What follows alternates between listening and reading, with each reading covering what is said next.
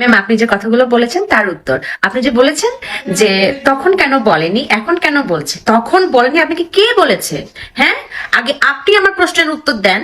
ওই দিন শুটিং এ একমাত্র আপনি আর আমি মেয়ে ছিলাম, আর কোনো মেয়ে আর্টিস্ট ছিল না ওখানে। হ্যাঁ, তো আমারও তো রুম ছিল রেস্ট নেওয়ার জন্য, ড্রেস চেঞ্জ করার জন্য। তা আপনি আপনার লাগেজ নিয়ে আপনি আমার রুমে উঠলেন না কেন?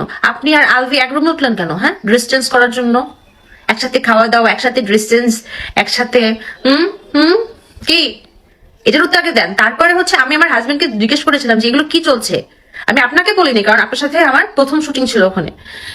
তো বললো, আমার হাজবেন্ড শুধু একটা কথাই বললো যে শুটিংটা শেষ করতে দাও, এখানে কোনো সিন ক্রিয়েট করা যাবে না, কারণ সিন ক্রিয়েট করলে শুটিংটা শেষ হবে না, অনেকগুলো টাকা লগ্নি করা আছে, আর একটা মান সম্মানের বিষয়।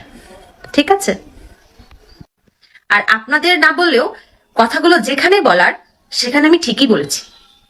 সে তখন স্টেপ নিয়েছে কি নেয়নি সেটা আমি জানি না, কিন্তু আলভি তার বউকে আবারও বলছি, এই কথাগুলো আমি বলেছি, আলভির বউ ইকরাকে আমি বলেছি, কিন্তু এই কথাগুলো জানার পরে আলভি ইকরাকে আমাদের সাথে আর মিশতে দেয়নি। উত্তর পাওয়া গেছে?